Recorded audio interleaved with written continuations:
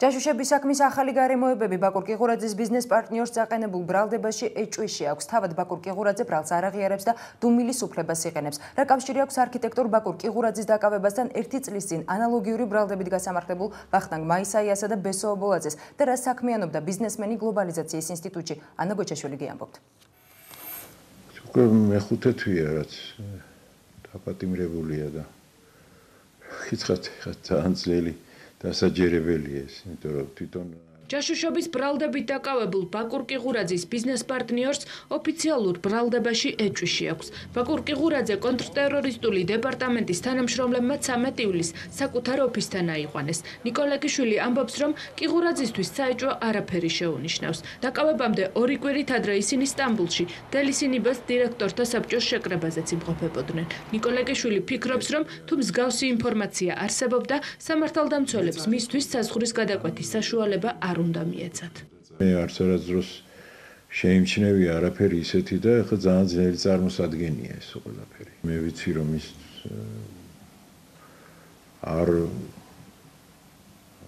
ამას არ აღიარებს. ოფიციალური ბრალდებით ბაკურ კიღურაძე აგრეთ წოდებულ გრუს გადასცემდა საიდუმლო ინფორმაციას უცხო ქვეყნებთან საქართველოს სამხედრო თანამშრომლობის შესახებ. საქმეს გრიფით საიდუმლოადებს და დეტალებზე არ საუბრობენ დაკავებულის ადვოკატები. თუმცა როგორც ირკვევა ბრალდება, ბაკურ კიღურაძეს გლობალიზაციის ინსტიტუტში მოღვაწეობის პერიოდს ეხება. ის ამ ინსტიტუტის დამფუძნებელი და დირექტორი იყო. მე მაქვს გამოცდილება ხა სახელმწიფო სამსახურებში და ყოველთვის, როდესაც ასეთი რამ ხდებოდა, ძირითადად იყენებდნენ ინსტიტუტებს, მათ შორის აკადემიურ ინსტიტუტებს, უფრო სამეცნიერო ასეთ დაწესებულებებს, ასეთი რაღაცებისთვის და ახლა როდესაც არსებობს ასეთი ინსტიტუტი და ღია არის ყველასთვის, შეიძლება ვიღაცა ისეთი შემოვიდეს, რომელმაც რაღაცა ინფორმაცია შემოაგდოს და მერე ეს ინფორმაცია გახდეს სადღაც.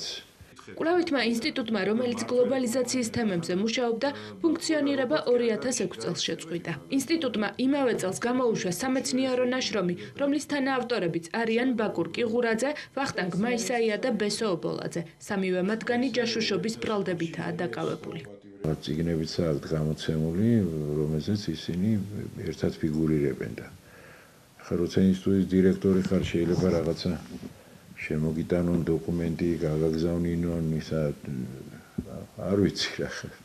პირველი დღიდანვე ჩვენ ყველა გაოგნებული ვართ, რომ ასეთი ამბავი მოხდა. ერთი წიგნი, რომელიც ვნახეთ, იქ მაისაია არის და ობოლაძე არის, რომლებიც ორივე არიან დაპატიმრებული.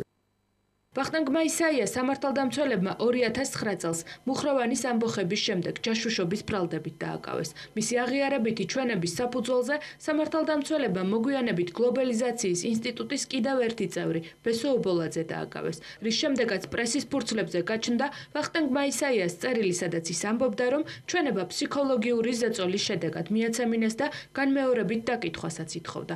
უცნობია რა ინფორმაცია შეიძლებოდა ჰქონოდა არქიტექტორ ბაკურ კიღურაძეს საქართველოსა და უცხო ქვეყნებს შორის სამხედრო თანამშრომლობის შესახებ. 5 ნოემბერს კონტრტერორისტულმა დეპარტამენტმა ჯაშუშობის და უცხო ქვეყნის სპეცსამსახურებში შესulis ბრალდებით 13 პიროვნების დაკავების შესახებ ოფიციალური განცხადება გააკეთა. გავრცელდა ოპერატიული მასალებიც, თუმცა არქიტექტორი და ბიზნესმენი ბაკურ კიღურაძე არც გავრცელებულ ოპერატიულ მასალაში და არც აღიარებით ჩვენებებში არ ფიგურირებს.